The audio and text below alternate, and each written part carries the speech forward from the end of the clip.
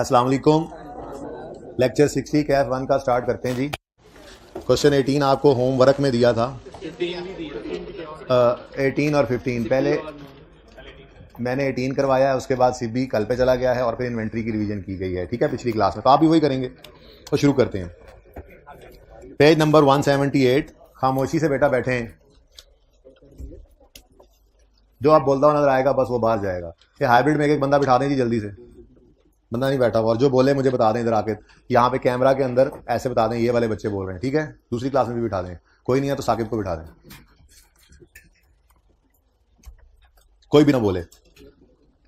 अच्छा जी, वैसे एक ऑप्शन पिछली बार मैंने बच्चों को दिया था, आपकी क्लास में तो नहीं दिया, सुबह वाली क्लास में थोड़ी सी गुंजाइश थी, तो मैंने कहा फिजिकल में कि जी 10 एक बच्चों की गुंजाइश है कोई हाइब्रिड से आना चाहे। सिर्फ 2 बच्चे आए, बाकी कहते हैं हम ठीक बैठे हैं। उसकी वजह यह है कि हाइब्रिड में अगर बोलना कंट्रोल्ड रहे तो हाइब्रिड ज़्यादा बेहतर होता है, बच्चों को नजर आ रहा होता है, कंसंट्रेशन भी होती है, रिलैक्स भी होते हैं थोड़ा सा। लेकिन मतलब नहीं कि छाड़ के टुट जाना मैंने सारे, मैं दोबारा नहीं पढ़ाऊंगा।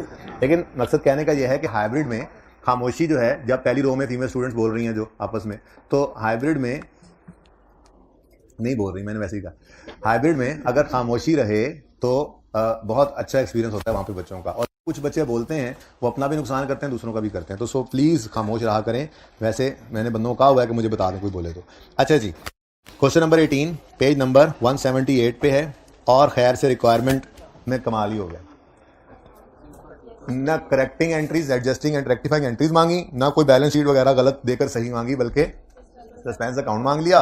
और कंप्यूट करेक्टेड नेट प्रॉफिट, जिसका मतलब कि गलत प्रॉफिट भी गिवन होगा, एडजस्टमेंट्स करके हम सही वाला प्रॉफिट निकालेंगे। तो सवाल को पढ़ना शुरू करते हैं जी। Trial balance of Moon Mart did not agree at 31 दिसंबर 21। 31 दिसंबर 21 हमारा ईयर एंड था, ठीक है जी। और हमारा यानी हम मून मार्ट हैं, हमारा ट्रायल मैच नहीं किया। And the shortage of 215 on the debit side was carry to suspense account. मतलब कि जो ट्रायल बैलेंस में डेबिट और क्रेडिट साइड होती हैं, ठीक है, उनमें शॉर्टेज कौन सी साइड पे थी? डेबिट और क्रेडिट, ठीक है, ट्रायल। तो ट्रायल बैलेंस में डेबिट साइड पर शॉर्टेज थी, जिस कितनी थी? 215। तो वो 215 यहां पर डालकर उन्होंने इन दोनों साइड्स को बराबर कर लिया, ठीक है, सही है ना। तो ये सस्पेंस अकाउंट जैसे हमने वो एग्जांपल 1 में किया था, ठीक है ना। तो ये सस्पेंस अकाउंट का बैलेंस किस तरफ होगा? ट्रायल में डेबिट साइड पे, ठीक है ना। पढ़ने से समझ आता है। Shortage of 215 on debit side. Shortage किस तरफ थी? डेबिट साइड पे। तो अगर उसको लिखना है ट्रायल में तो फिर डेबिट साइड पर ही लिखेंगे।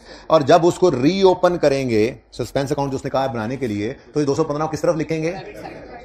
तो ये हमारी रिक्वायरमेंट 1 थी, सस्पेंस अकाउंट बनाना, ठीक है। तो सस्पेंस अकाउंट में एज पर ट्रायल जो फिगर आनी है वो डेबिट साइड पर आनी है और वो 215 आनी है। रुपीज इन थाउजेंड्स लिखना था जी, उसकी वजह यह है कि ये सस्पेंस अकाउंट हमारी रिक्वायरमेंट है, ठीक है ना। तो इसमें रुपीज इन थाउजेंड्स आपने लिखना था। नेक्स्ट, अच्छा अब अगली बात, अगर ट्रायल का डेबिट क्रेडिट बराबर नहीं है तो पक्की बात है गलतियां हैं। लेकिन उन्होंने क्या किया? उन्होंने उस गलत ट्रायल से ही इनकम स्टेटमेंट बैलेंस शीट बना दी, स्टेटमेंट बन गई, प्रॉफिट निकाल लिया। तो अगर उन्होंने गलत ट्रायल से इनकम स्टेटमेंट बनाई है तो उसमें जो प्रॉफिट आया होगा फिर जाहिर सी बात है वो भी गलती होगा। बैलेंस शीट में बहुत सारी आइटम्स गलती होंगी तो वो सही करने ही पड़ेंगी। तो वो यही कह रहा है 215 का शॉर्टेज जो डेबिट साइड पे था was carried to suspense account. और फिर क्या किया उन्होंने? The financial statement prepared from the trial, जिसमें डिफरेंस था, इस ट्रायल से फाइनेंशियल स्टेटमेंट उन्होंने बना ली, ठीक है। शोड इकट्ठा है असल में, showed net profit of 1441। अब ये 1441 का प्रॉफिट क्योंकि उस ट्रायल से बना है जिसमें डिफरेंस था, तो फिर ये भी गलत है, तो इसको भी सही करना है। ये हमारी दूसरी रिक्वायरमेंट है। कितना जी? 1431। जब हम इस 1431 के प्रॉफिट में अपनी एडजस्टमेंट्स को कर लेंगे तो फिर एडजस्टेड करेक्टेड प्रॉफिट हमारा निकल आएगा। तो ये हमारी रिक्वायरमेंट्स थी, ए और बी, ठीक है।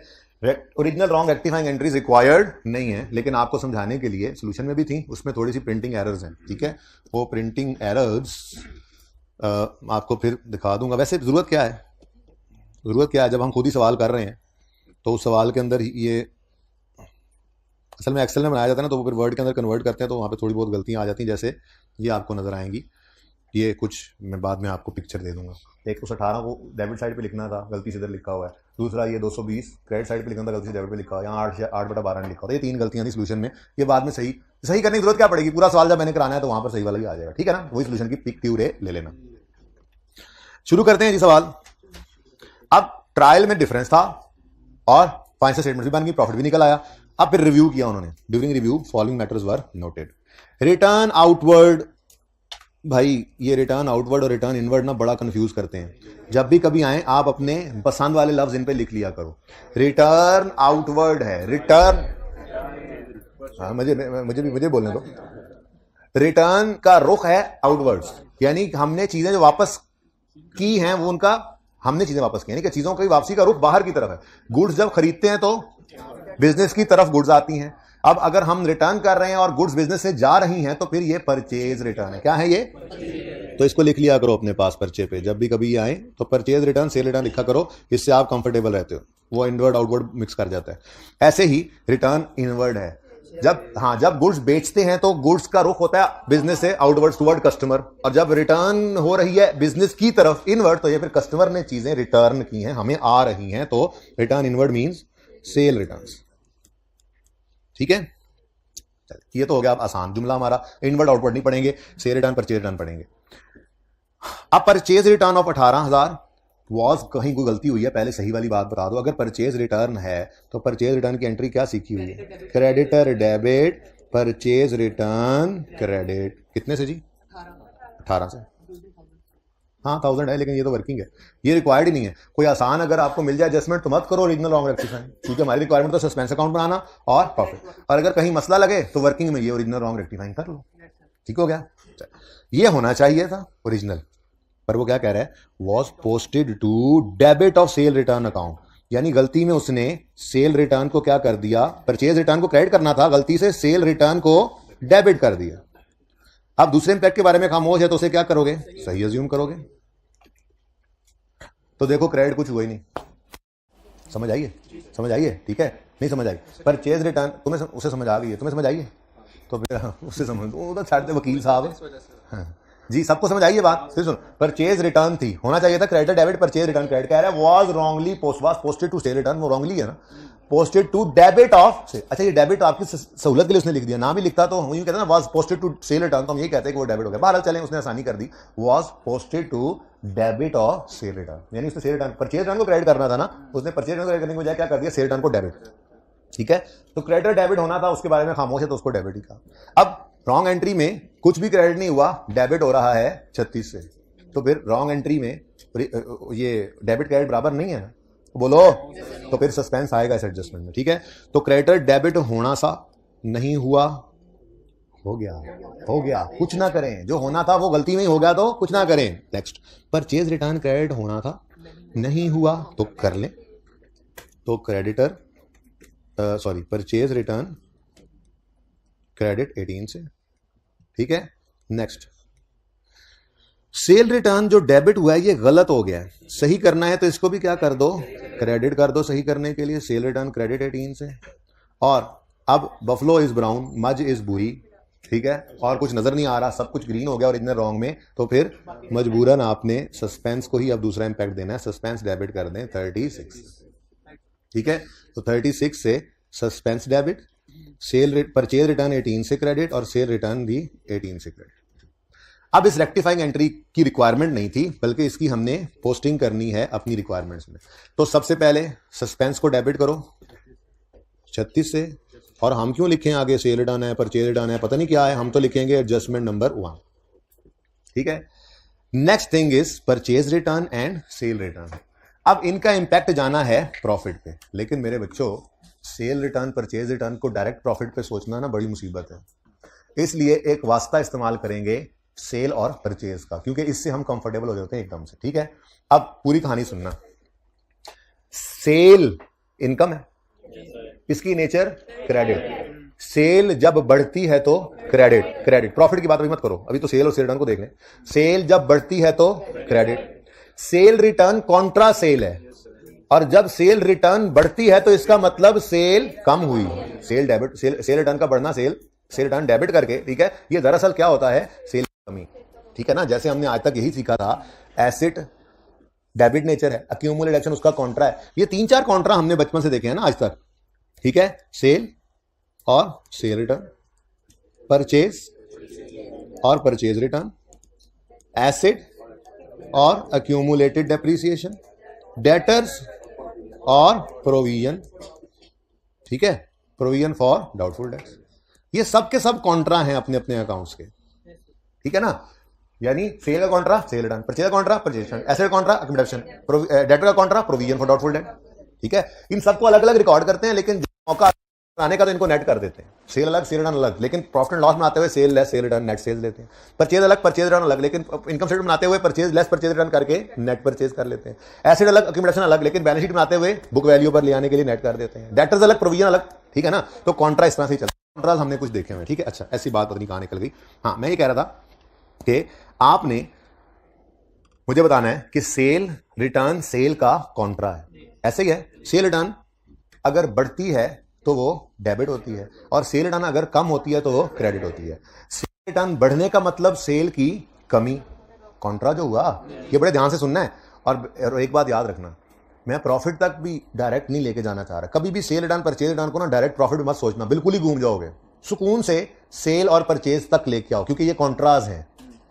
सेल परचेज पे एक बार ले आए, फिर 1 मिनट का काम नहीं है। फिर आप कहोगे सेल बढ़ गई, इनकम बढ़ गई, प्रॉफिट बढ़ा। सेल कम हो गई, इनकम कम होगी, प्रॉफिट कम कर लो।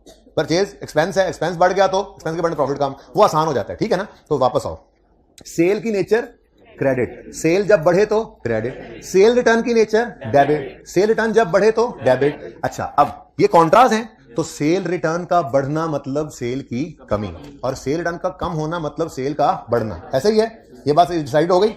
अब मुझे बताओ, सेल रिटर्न क्रेडिट हो रही है मतलब कम हो रही है। सेल रिटर्न क्या हुई? कम।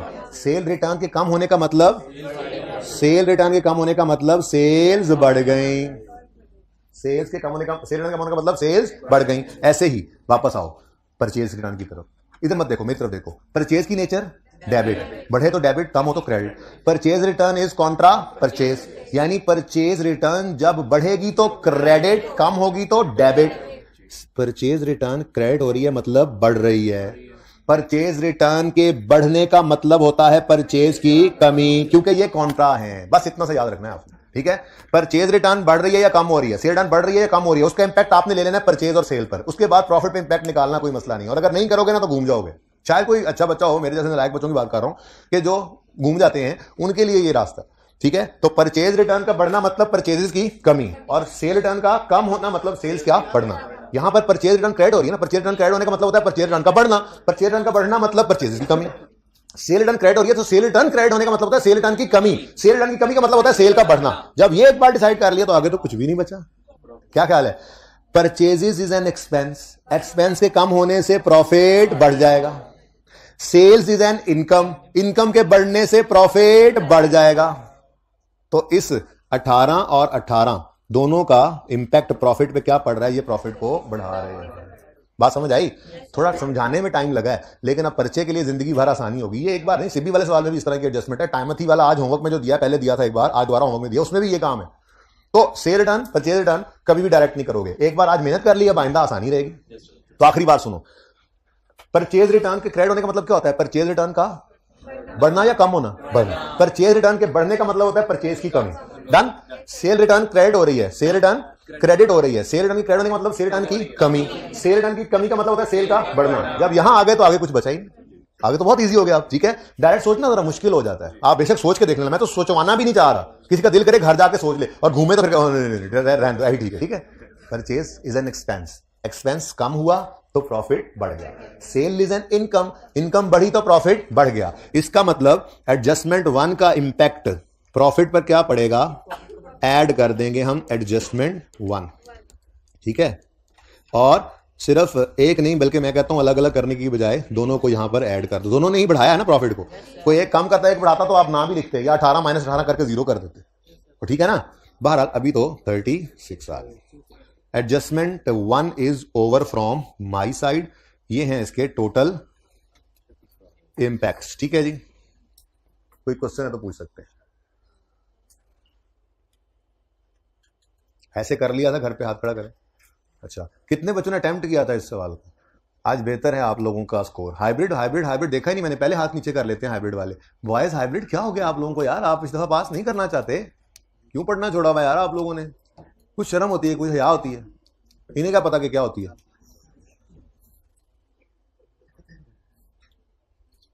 पॉइंट 1 में कोई मसला है तो बताएं, नहीं तो मैं आगे बढ़ूं। चलें आगे। Point number 1 is over. Let's come two point number 2। A sale invoice of 42,000 was posted twice in sales ledger। बच्चों, इस सेल लेजर का मतलब होता है डेटर लेजर। ये अब आपने ना माजरत के साथ बुक्स ऑफ प्राइम एंट्री में पढ़ा हुआ, ठीक है, कोई बात नहीं। मैंने ना इसके लिए, वैसे पहले मैं आज तक इस सवाल में बच्चों को से बता देता था, बच्चे कहते थे ठीक है, लेकिन इस दफा मैंने सोचा कि क्यों ना इंट्रो की पुरानी किताब ढूंढूं, उसमें से बुक्स ऑफ प्राइम एंट्री का टॉपिक ओपन करूं और उसमें से ये डिफरेंट टर्मिनोलॉजी जो यूज होती हैं इनके लिए वो ओपन करके बच्चों को तस्वीर खिंचवा दूं, वॉल्यूम 2 में डाल भी दूंगा, ठीक है ना। मतलब डेटर के लेजर को सेल का लेजर भी कहा जाता है, डेटर लेजर या डेटर अकाउंट को सेल लेजर भी कहा जाता है। फिर आप कहोगे कि भाई सेल्स को क्या कहा जाता है? सेल्स को कहने के लिए वो सेल डे बुक कह देगा या सेल्स अकाउंट कहेगा, सेल्स लेजर नहीं कहेगा। लफ्ज लेजर जब भी आएगा तो उसका मतलब क्या होगा? सेल लेजर का मतलब डेटर का लेजर है। ये याद रखने की कोई जरूरत नहीं है। ओ यार साकिब, तुमने तो सब कुछ ही बंद कर दिया। ठहर जाओ। लेट मी लव पुरानी किताब, इंट्रो सितंबर 21 में ये होती थी और बुक्स ऑफ प्राइम एंट्री देख रहे हो, नोट्स में बिल्कुल एंड वाला सफा होता था जब इंट्रो पढ़ाया करता था मैं। ये तब की बात है। ये देखेंगे क्या लिखा हुआ है, ये मैंने नहीं लिखा अभी, ये पहले से किताब आपके सामने खोली है, उसमें लिखा हुआ है, ठीक है। ये जरा थोड़ी देर के लिए हाईलाइटिंग कर लूं मैं, ठीक है, फिर आपको तस्वीर खिंचवाऊंगा। अल्टरनेटिव नेम्स, यार कर दे यार भाई, हाईलाइट कर दे यार भाई। नहीं अल्टरनेटिव, चक्कर ही कोई नहीं, लड़ पड़ा नेम्स नहीं कर रहा, चलो कोई बात नहीं। और नहीं यार पता नहीं क्यों नहीं कर रहा वो, छोड़े। ये देखें, मैंने आपको सिर्फ ये दिखाना था, डेटर का लेजर, डेटर का लेजर। भाई कह रहे हैं हाईलाइट करके कर लें, वही करना पड़ेगा मुझे भी लग रहा है। ये डेटर का लेजर है, ठीक है। इसके अल्टरनेटिव नेम्स के अंदर पिछली क्लास में तो सही कर दिया था, सेल्स लेजर भी है, ठीक है। इसका अल्टरनेटिव नेम जो मैंने सिर्फ पढ़ाना है अभी, बाकी तो आप तस्वीर खींच लेंगे। अगर कंट्रोल अकाउंट्स यूज कर रहे होते तो डेटर की बजाय वो डेटर कंट्रोल अकाउंट कहते हैं, ठीक है। तो डेटर कंट्रोल अकाउंट भी हो सकता था इसमें नाम, ठीक है, लेकिन उस केस के अंदर आपके यहां पर नाम आ जाता,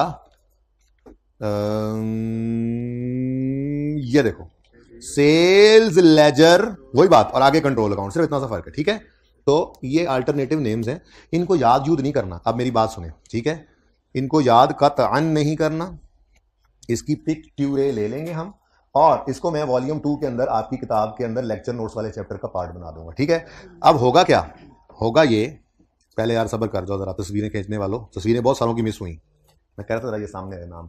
अच्छा, अब करना क्या है, जब कभी करेक्शन का टॉपिक रिवाइज करना है, जब कभी, तो आपने इन्वेंट्रीज देखना होगा, आपने बैट ऑफ ब्लड देखना होगा, ऐसे ही आप इस टेबल को भी देख लिया करेंगे। बाकी मेरा नहीं ख्याल जरूरत होती है बुक्स ऑफ प्राइम एंट्री के रिवाइज करने की, थोड़ी सी बात मैंने आज वैसे ही कर दी है इस सवाल के अंदर, फिर भी मुझे अगर कहीं जरूरत महसूस हुई तो मैं उसको रिवाइज करा दूंगा। आप कितनी को इंट्रो पढ़ाई जाए, पढ़ के तो आती है, ठीक है।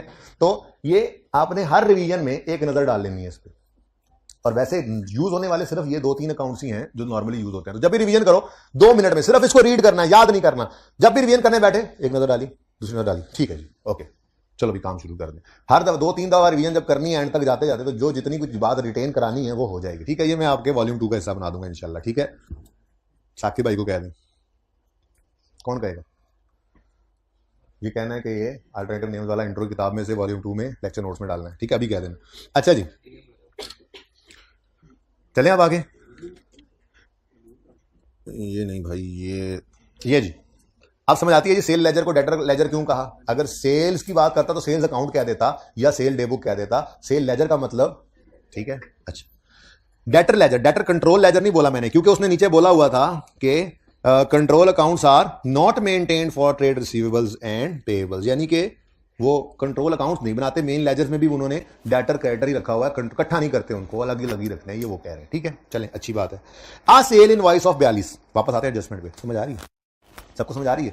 Ah sale invoice of 42 was posted twice in debtor ledger, debtor account, यानी कि होना चाहिए था डेटर डेबिट सेल्स क्रेडिट 42 से, लेकिन डेटर के लेजर में उन्होंने कर दिया इसको 84 से डेबिट। सेल्स के बारे में तो वो कुछ नहीं कह रहा, उसको 42 ही रखें। अब सही करने के लिए डेटर ने 42 से डेबिट होना था, 84 से डेबिट हो गया, ज्यादा डेबिट हो गया, तो सही करने के लिए 42 से क्रेडिट कर दो। ठीक है, डेटर का अकाउंट 42 से क्रेडिट, और सेल्स तो क्रेडिट होनी थी, 42 से हो गई, कुछ ना करिए, तो दूसरा इंपैक्ट सस्पेंस अकाउंट में डाल दें। अब इस अकाउंट से सस्पेंस डेबिट हुआ एडजस्टमेंट नंबर 2 से, लेकिन दूसरा इंपैक्ट डेटर अकाउंट क्रेडिट हो रहा है, और बैलेंस शीट हम बना नहीं रहे, डेटर को सही करने की जरूरत नहीं है, यानी इस एडजस्टमेंट का प्रॉफिट पे कोई इंपैक्ट नहीं हो। ठीक है ना, बैलेंस शीट पे होना था, लेकिन बैलेंस शीट हम बना नहीं रहे, डेटर गलत वाले दिए नहीं होगा, हम सही करें। ठीक है, समझ आती है। अच्छा, ऐसे ही मेरा दिल कर रहा है, अब दिल का क्या है, वो तो कर रहा है ना। ठीक है, थोड़ी सी ऐसी बात, जरा हल्की सी बात कर दूं जरा, कि आपने बुक्स ऑफ प्राइम एंट्री का जो टॉपिक पढ़ा था बचपन में, कि पिछली क्लास में बात नहीं की, पर उनको भी ये तस्वीर दिखा दूंगा ना कल, उसमें बुक्स ऑफ ओरिजिनल एंट्री या बुक्स ऑफ प्राइम एंट्री जो होती हैं वो कौन कौन सी होती हैं? Sale day book, purchase day book, sale day book, sale return day book, purchase day book, लिखने तो दो मुझे, purchase day book, purchase return day book, फिर जनरल जर्नल, जर्नल नहीं, जनरल जर्नल। अच्छा, अब ये 5 तो हैं। क्रेडिट सेल्स इसमें आती हैं, क्रेडिट सेल रिटर्न इसमें, credit purchases, credit purchase return, और बाकी जो इन 4 में नहीं आती वो इधर। लेकिन जो कैश की ट्रांजैक्शंस हैं वो आया करती हैं कैश बुक में, और कैश बुक मल्टी कॉलम बनती है, आपको पता है, कैश का कॉलम भी बैंक का भी आपने पढ़ा होगा। अच्छा, अब अकाउंटेंट्स कहते हैं कि इस कैश बुक को आप चाहो तो बुक्स ऑफ प्राइम एंट्री में रख लो, चाहो तो आप मेन लेजर्स में ले आओ, मेन लेजर्स ये। अच्छा, अब साइंस क्या होती थी? साइंस ये होती थी कि सेल डे बुक है ना, अब इसमें आपने सेल शुरू कर दी, आपने एक दिन में अल्फा बीटा बशीर गामे को सेल की, फिर आपने अगले दिन फिर शौकत को, शकील को, अजमल को, सबको सेल कर रहे हैं। ठीक है, फिर करते करते पूरा महीना गुजर गया, कोई डबल एंट्री नहीं की, बस सेल्स यहां पर लिस्ट डाउन होती जा रही हैं, सेल रिटर्न यहां पर इस डे बुक में लिस्ट डाउन होती जा रही हैं। ठीक है, अब हफ्ता या महीना, मैं महीना कह देता हूं, महीने के एंड पर एक टोटल फिगर आती है, उस टोटल फिगर की एक एंट्री की जाती है डेटर डेबिट सेल्स क्रेडिट। बात समझे हो? और अगर डेटर कंट्रोल अकाउंट बना रहे हैं तो debtor control account debit sales credit. ठीक है ना, लेकिन उन्होंने कहा था ये नहीं बना रहे, तो मैं इसको सिर्फ डेटर ही लिख रहा हूं। ठीक है ना, तो पूरे महीने में कोई डबल एंट्री पास नहीं की। ठीक है, महीने के एंड पर टोटल किया, और टोटल करके एक बार ये एंट्री पास की, डेटर डेबिट सेल्स क्रेडिट। ठीक है, तो बात समझे हो? इसको कहते हैं, ये बुक्स ऑफ एंट्री में यही पढ़ा था ना, ये एक बार एंट्री हुई है, एक बार डबल एंट्री हुई है, डेटर डेबिट और सेल क्रेडिट। ठीक है, बाकी एक रफ वर्क भी होता था जिसको हम memorandum accounts, memorandum record, memorandum लिखा है मैंने, कोशिश तो की थी, मेमोरेंडम रिकॉर्ड्स, इनको आप रफ वर्किंग कह लें, ये डबल एंट्री का पार्ट नहीं होते, रफ वर्किंग कह लें। इधर सब्सिडरी लेजर्स भी होते हैं, कहते हैं इनको। ठीक है, ये हमारी अकाउंटिंग इधर चल रही है बेटा सारी, ये याद रखना हमेशा। बुक्स ऑफ प्राइम एंट्री में एंट्री होती रहती। मंथ के एंड पे जाके एक बार डबल एंट्री होती है। कैश बुक है, कैश बुक के अंदर आपको पता है ढेर सारे कॉलम आते हैं, कैश का, बैंक का। ठीक है, मैं मिसाल के तौर पे कहता हूं जी, कैश और बैंक का कॉलम है डेबिट साइड पर, पैसे आते रहे डेटर से चेक भी, सारा महीना कोई डबल एंट्री नहीं की, महीने के एंड पे एक बार टोटल करेंगे, ये कैश है तो हम एंट्री करेंगे, कैश तो डेबिट हुआ पड़ा है, डेटर क्रेडिट, ये तरतीब होती है। महीने के एंड पर बैंक में कितने चेक्स आए टोटल करेंगे। अब बैंक तो डेबिट हुआ पड़ा है, ये डेबिट साइड है, मैंने डेबिट साइड बताई है। ठीक है ना, ओके। अच्छा, बैंक डेबिट हुआ पड़ा है तो एक ही बार आकर डेटर्स को क्रेडिट कर रहे हैं। ये कंट्रोल अकाउंट का कॉन्सेप्ट है, अगर आपको कुछ याद आ रहा हो। कि बुक्स ऑफ प्राइम एंट्री में हम डबल एंट्रीज हर वक्त नहीं करते, हम सिर्फ वहां पोस्टिंग करते रहते हैं, रिकॉर्डिंग करते रहते हैं, और फिर एक बार वो वीकली रखा होता है, कुछ ने मंथली रखा होता है, कुछ ने डेली भी रखा होता है, एक बार एंट्री पास करते हैं मेन लेजर्स में। ठीक हो गया। सब्सिडरी रिकॉर्ड सिर्फ इसलिए होते हैं कि पता हो अल्फा ने कितने देने हैं, बीटा ने कितने देने हैं, गैमा ने कितने पैसे देने हैं। तो यहां पर ना एक वो लेजर बना लेते हैं, लेकिन ये डबल एंट्री नहीं चल रही होती, यहां पर मल्टीपल डेटर्स के लेजर बन रहे होते हैं। वहां पर भी बस एक तरह से सिंगल एंट्री का हिसाब ही चल रहा होता है। यहां पर न्यू लिखा होता है डेटर ए, डेटर बी, डेटर सी, डेटर डी। क्रेडिटर के बारे में भी ऐसे होता है, डेटर ई। ये सिर्फ हमने एक रजिस्टर बनाया होता है जिसके अंदर जैसे यहां पे ए को सेल करेंगे यहां पे भी लिख लेंगे, बी को करेंगे यहां लिख लेंगे, कोई रिटर्न आई वो लिख लेंगे, और यहां पर किसी भी वक्त फोन करके उन्हें कह सकते हैं भाईजान इतने पैसे आपके बनते हैं। ये हमने रफ में अलग से रजिस्टर बनाया होता है बच्चों। ठीक है, ये है बुक्स ऑफ प्राइम एंट्री का थोड़ा सा रिवीजन वाला कॉन्सेप्ट जो आपने पढ़ा था बचपन में। तो इसको तो साइड पे ही कर दो ना, ये तो यहां पे बिल्कुल भी यूज नहीं होता। रेकंसिलिएशन बनाना आप सीख चुके होंगे, इंट्रो में वहां पे बनाई होगी, यहां पे उसकी कोई जरूरत नहीं।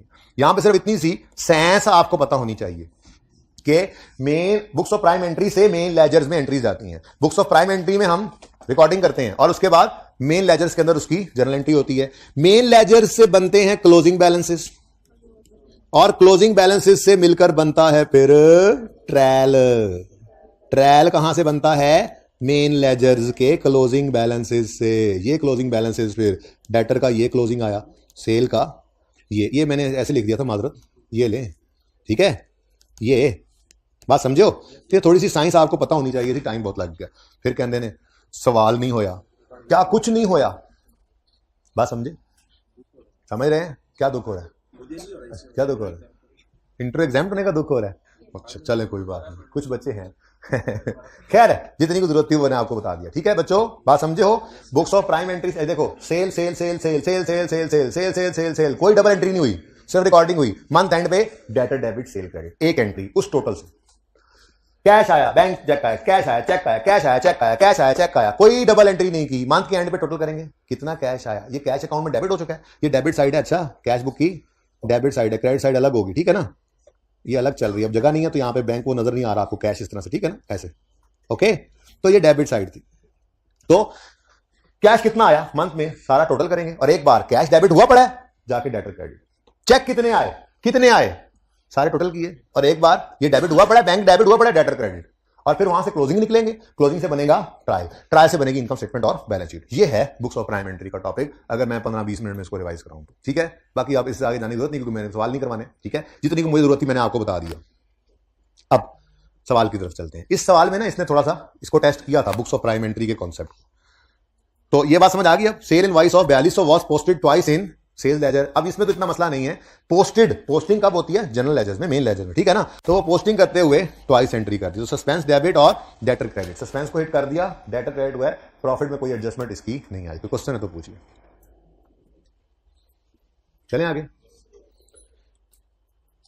ओ, एडजस्टमेंट आसान थी अगर ये मसला ना होता। Equipment are depreciated at 15% reducing balance method. ठीक है ना, क्योंकि अक्यूमुलेटेड एप्शन का ओपनिंग ना गलत हुआ है। ठीक है, और अगर रिड्यूसिंग बैलेंस मेथड हो तो आपको पता है ओपनिंग डेप्रिसिएशन निकलती है cost, opening cost of all minus opening accumulated depreciation of all, यानी ओपनिंग बुक वैल्यू पर।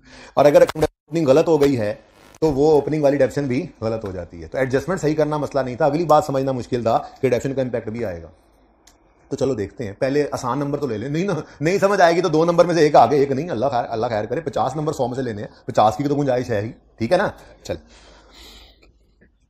Balance of accumulated depreciation of equipment, accumulated depreciation ऐसा अकाउंट होगा ना जो उन्होंने बनाया होगा। ठीक है, was brought forward as 641 instead of 461। आज उलट हो गया, कल और था। ठीक है, कल कम था ज्यादा, कल ज्यादा था कम ले आए थे, आज कम था ज्यादा ले आए। ठीक है, बहरहाल ये रॉन्ग है और ये होना चाहिए था, ऐसे ही है। चलो, यानी कि यहां पर ब्रॉड डाउन जो है वो रॉन्ग आ गया। ठीक है, मैं मिसाल ले लूंगा बाद में। बहरहाल ये रॉन्ग हो गया, ब्रॉड डाउन। अब इसको सही करना है तो ये देखेंगे, और इस एडजस्टमेंट में हिट किसको करना है? इसकी एडजस्टमेंट को जब इसको सही करेंगे तो इसको ये हिट किसे करेगा? सस्पेंस को। बताया था आपको, किसी भी लेजर का ब्रॉड फॉरवर्ड अगर गलत आ जाए तो सही करते हुए सस्पेंस हिट होता है। ठीक है ना, यही समझाया था ना। वो एग्जांपल 2 ना करना और वो 6-7 चीजें ना पढ़ना कितने नुकसान का बायस है, हर बार पढ़ाई जाती है। ठीक है। तो 2020 के अटेम्प्ट में जो बच्चे कह रहे होंगे टाइम जाया किया था यार एग्जाम्पल 2 में ना उस्ताद ने वो 6-7 लाइनें ऐसे लिखवा दी थी उसने हाईलाइट करके कि यार पढ़ लो, क्या जरूरत है, ये जरूरत है, लग पता क्या होगा। ठीक है, खैर छोड़े इधर देखें, 641 ब्रॉड फॉरवर्ड होना चाहिए था, यहां पर होना कितना, सॉरी 641 ब्रॉड फॉरवर्ड हो गया है, होना चाहिए था 461, आना चाहिए था यहां 461, गलती से यहां पर लेकर कितना आ गए 641, यानी ओपनिंग ज्यादा ले आए। सही करना है तो ओपनिंग की नेचर, इसकी नेचर क्या है, क्रेडिट, यानी कि क्रेडिट ज्यादा हो गया ना, 461 की बजाय 641 हो गया, तो ओपनिंग ज्यादा आ गया है, तो सही करना है तो इसको, क्रेडिट नेचर की ज्यादा हो गई है, सही करना है, कम करना है तो इसको डेबिट करेंगे। तो ओरिजिनल रॉन्ग शॉन्ग कोई नहीं होता, आपको पता ही है। इस एंट्री में तो डायरेक्ट ही आते हैं, अक्यूमुलेटेड डेप्रिसिएशन क्रेडिट होना था 400 से हो गया 600 से, मैं राउंड करके बोल रहा हूं, क्रेडिट होना चाहिए था 400 से हो गया 600 से। ओपनिंग क्रेडिट साइड भी लिखते हैं ना, तो क्रेडिट होना चाहिए था, इसलिए बोल रहा हूं इस तरह से, ओपनिंग क्रेडिट साइड भी लिखते हैं, ठीक है। तो क्रेडिट होना चाहिए था 400 से हो गया 600, ज्यादा क्रेडिट हो गया, सही करने के लिए क्या करेंगे, डेबिट, तो अक्यूमुलेटेड डेप्रिसिएशन कर दो डेबिट। कितना है 600, वैसे कितना था 600, 461, ठीक है ना, इन दोनों का डिफरेंस कितना है 180 से अक्यूमुलेशन को डेबिट करो, ठीक है। अब इसको मिटा रहा हूं मैं, जगह काम कर रहा, 180 कैसे निकला समझ, और दूसरा इंपैक्ट डाल दो सस्पेंशन, ठीक है। अच्छा अगली बात, अगर तो ये स्ट्रेट लाइन मेथड होता तो सुकून मारते हैं, डेप्शन पे कोई इंपैक्ट नहीं आना था, क्योंकि रेट ने कॉस्ट पे लगना होता है ओपनिंग एसिड्स पे। पर मुसीबत क्या थी, मुसीबत ये थी कि इक्विपमेंट को 15% रिड्यूसिंग बैलेंस मेथड पे इन्होंने डेप्रिशिएट किया, तो क्या इन्होंने डेप्शन कैलकुलेट कर ली होगी, डेप्शन कैलकुलेट नहीं की होगी ना, नहीं की होगी, कैसे पागल हो गए आप, ट्रायल भी बन गया, इनकम स्टेटमेंट भी बन गई, बैलेंस शीट भी बन गई, नेट प्रॉफिट भी निकल आया और डेप्शन नहीं हुई। कौन सी दुनिया में रहते हैं भाई आप लोग, कौन सी दुनिया में रहते हैं आप लोग, सब कुछ हो चुका हुआ है। ये डेप्शन का इंपैक्ट तो हम निकालते आ रहे हैं पहले दिन से, इसीलिए तो निकालते हैं कि सारा कुछ जब हो गया है, ट्रायल बन गया, फाइनेंस स्टेटमेंट बन गई, तो कैसे होता है कि डेप्शन की एंट्री ना हुई हो कैलकुलेशन को होने के बाद, तो वो भी कर गए होते हैं भाई। तो ओपनिंग अगर गलत हुआ है तो डेप्शन पे असर पड़ा है, क्योंकि रिड्यूसिंग बैलेंस मेथड था। मैं एक एग्जांपल से समझाता हूं, क्योंकि ये फिगर जरा मुश्किल है, आसानी से समझ। हम इक्विपमेंट अज्यूम करते हैं, इक्विपमेंट की ओपनिंग कॉस्ट है 500 रुपए, ठीक है, और ब्रॉड डाउन अक्यूमुलेटेड डेप्शन है गलती से आ गई 200 रुपए, आनी चाहिए थी 150, यही गलती हुई है ना, आनी चाहिए थी 150, गलती से आ गई 200। अब रॉन्ग क्या हो गया, ऑन ओपनिंग जब डेप्शन निकालने लगा तो मैंने कहा opening cost of all minus opening डेप्शन of all into 15%, बताओ 10 करो, 10 हमारी एग्जांपल 10, तो 30 रुपए। ये डेप्शन हमने ऑन ओपनिंग चार्ज की होगी, ये गलत है कि सही है, गलत क्यों है, क्योंकि इसमें 200 रुपए वाली फिगर गलत आ गई है, तो यहां पर यूज हुई और फिर बुक वैल्यू पर रेट लगा, तो ये भी गलत हो गई। अब हम कह रहे हैं, ये लंबा तरीका सोचने का, शॉर्टकट भी is coming, shortcut is just coming shortly, ठीक है, लेकिन पहले लंबे तरीके से कॉन्सेप्ट तो ले लें, ठीक है, कि हुआ क्या, 30 रुपए की डेप्शन गलत है, क्यों गलत है, क्योंकि ओपनिंग डेप्शन गलत है, वो क्यों गलत है, वो ब्रॉड डाउन गलत किया था। अब उसने चूंकि रिड्यूसिंग बैलेंस मेथड है, कॉस्ट में से नेट होकर बुक वैल्यू पर रेट लगवाना था, तो वो गलत हुई, फिगर गलत हुई, तो फिर ये फिगर भी गलत हुई।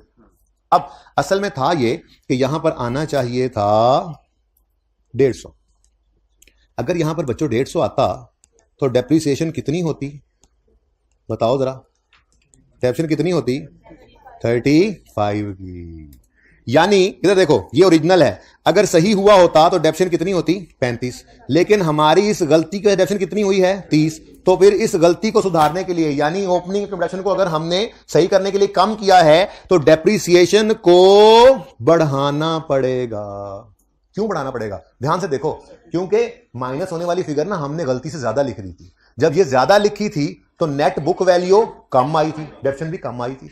अगर हम इसको सही कर रहे हैं सही, तो हम ओपनिंग वाली फिगर को कम कर रहे हैं, यानी इस माइनस होने फिगर को कम कर रहे हैं। जब माइनस होने वाली फिगर कम होगी तो बुक वैल्यू बढ़ जाएगी, बुक वैल्यू बढ़ेगी तो डेप्रिसिएशन भी बढ़ेगी। तो ये करेक्शन अगर आपने करनी है कि डेप्रिसिएशन की ओपनिंग को कम करके सही करना है, तो डेप्रिसिएशन को भी बढ़ाकर सही करना पड़ेगा, क्योंकि ये कौन सा मेथड था, रिड्यूसिंग वैल्यू। बात समझे। अच्छा अगली बात भी देखो, इतना लंबा काम करने की बजाय सिर्फ 50 रुपए जो डेप्रिसिएशन अक्यूमुलेशन को आपने बढ़ाया है, ठीक है, सिर्फ इस 50 रुपए के ऊपर अगर आप 10% लगाओ तो वही 5 आता है, 5% 5 रुपए, ठीक है, तो यही 5 डायरेक्टली बढ़ सकते थे, ठीक है। ये लंबा तरीका है, लेकिन इससे कॉन्सेप्ट क्रिस्टल क्लियर हो जाता है। ऑन एडिशन ऑन डिस्पोजल तो होता ही है, लेकिन गलती उनमें नहीं है ना जिसके बारे में कह रहा है गलती, तो उसी में डेप्रिसिएशन की गलती कहां पे हुई है, यहां पे हुई है। ये बात समझो। अगर सिर्फ स्ट्रेट लाइन मेथड होता तो जिंदगी कितनी आसान होती। लेकिन जिनको 25 में ये समझ नहीं आया होगा उनके 8 में से 7 नंबर आ गए होंगे भाई, 1 नंबर नहीं आया होगा, बाकी तो नंबर होते ही हैं। ठीक है, तो सही है ना। अच्छा, अब ये तो लॉन्ग कट है, जिससे पता क्या लगा कि अगर आपने ओपनिंग एक्यूमुलेशन को सही करते हुए कम किया है तो डेप्रिसिएशन को बढ़ाना पड़ेगा। और अगर इसी तरह से गलती ऐसी हुई होती कि ओपनिंग गलती में कम रह गया और सही करते हुए बढ़ा रहे होते, तो सही करते हुए अगर बढ़ा रहे होते तो डेप्रिसिएशन सही करते हुए कम करनी पड़ती। ठीक है ना, वाइस वर्सा चलता है। लेकिन इतनी लंबी सोचना परेशान करती है। एक शॉर्टकट बताता हूं। जैसे मैंने आपको कहा कि सेल रिटर्न को सेल पे सोचो, परचेज रिटर्न को परचेज पे सोचो, ऐसे ही एक्यूमुलेटेड डेप्रिसिएशन को एसेट पे सोचो। एक्यूमुलेटेड डेप्रिसिएशन क्रेडिट नेचर की चीज है, कॉन्ट्रा एसेट है। एक्यूमुलेटेड डेप्रिसिएशन अगर कभी बढ़ेगी तो उसका मतलब एसेट कम हो रहा है, और एक्यूमुलेशन अगर कम होगी तो एसेट बढ़ रहा है। ये मतलब है, इतनी सी बात सोच लो, कितनी लंबी। वो तो कॉन्सेप्ट देना था ना कि मसला हुआ क्या है, कॉन्सेप्ट आपको भाई, बस समझ आ गया आपको, पिक्चर बना लेना, कहीं पे नोट कर लेना, लेकिन आपने कभी ना देखना। पर्चे के लिए क्या है, रेक्टिफाइंग एंट्री में एसेट आए तो उसको देख लो, अगर एक्यूमुलेशन आ जाए तो उसको देख लो। ठीक है ना। अब देखो, एक्यूमुलेटेड एसेट रेक्टिफाइंग एंट्री में क्या हो रहा है, डेबिट। बढ़ना कम नहीं भाई, गलत कह रहे हैं आप, फिलहाल बोलो एक्यूमुलेशन क्या हो रहा है, डेबिट। एक्यूमुलेटेड एसेट की नेचर क्या है, तो ये डेबिट हो रहा है तो मतलब कम हो रहा है, और एक्यूमुलेटेड एसेट के कम होने का मतलब एसेट का बढ़ना। एसेट का बढ़ना एंट्री होती है, एसेट का बढ़ना है तो डेप्रिसिएशन भी बढ़ेगी, और डेप्रिसिएशन को बढ़ाने की एंट्री क्या होती है, depreciation expense debit, accumulated depreciation credit. क्या ख्याल है, समझ में आती है बात। अब देखो, डेप्रिसिएशन एक्सपेंस क्या कर रहे हैं, हम बढ़ा रहे हैं। तो मैंने इतनी लंबी एग्जांपल में भी आपको ये समझाया था कि अगर आपने गलती को यूं सही किया है कि आपकी एक्यूमुलेटेड डेप्रिसिएशन जो है वो गलती को सही करते हुए कम की गई है, तो आपकी डेप्रिसिएशन पे इंपैक्ट क्या पड़ेगा, वो बढ़ेगी।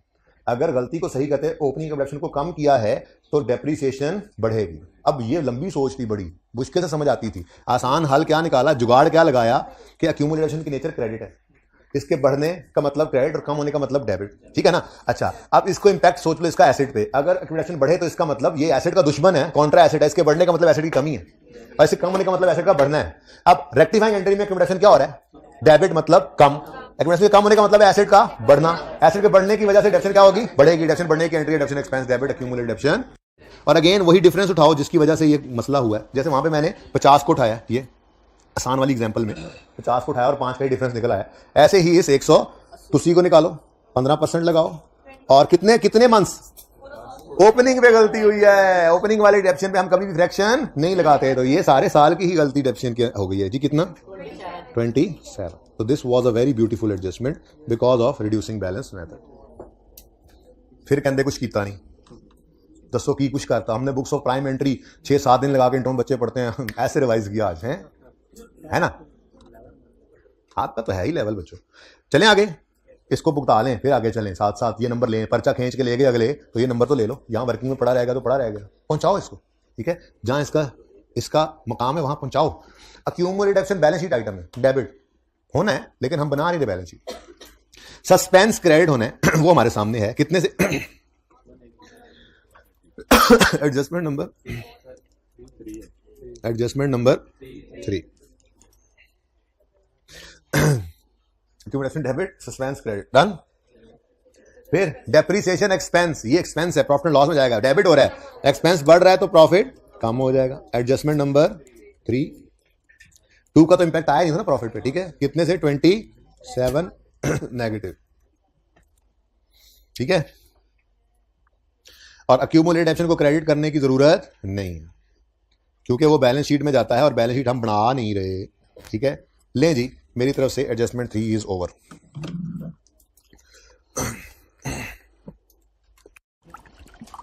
कोई क्वेश्चन है तो पूछ सकते हैं साथ वाले से।